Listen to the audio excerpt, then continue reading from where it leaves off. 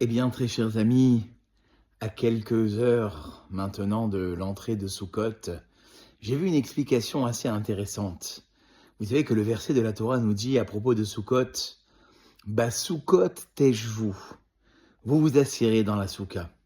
Or, si vous prenez le mot teshvu, ces lettres-là, vous les écrirez sur un papier, elles forment le nom de Bochet, c'est-à-dire la honte.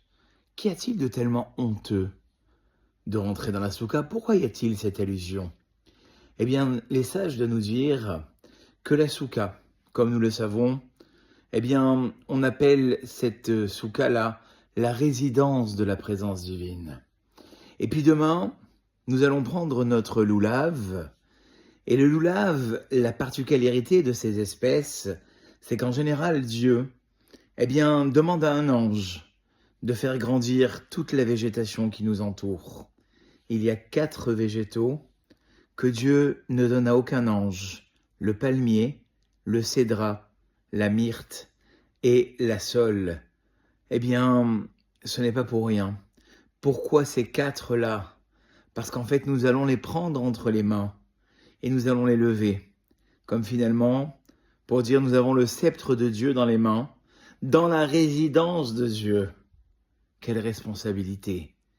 Quel poids avons-nous en cette sortie de Kippour? Combien nous devons être méritants? Voilà pourquoi, très chers amis, chacun d'entre nous fera bien intention d'avoir ce loulav qui représente le sceptre de Dieu et de rentrer dans cette soukha qui représente la présence divine.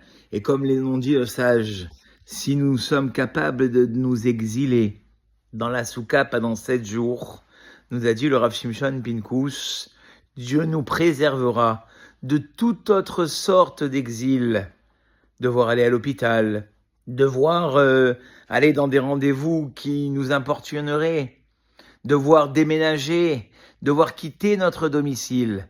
Par l'intermédiaire de cet exil dans la résidence divine, nous serons protégés de tous les autres exils avec le sceptre de Dieu dans les mains. Je vous laisse profiter de cette fête et je vous dis à très très bientôt pour un nouveau Selfie Torah.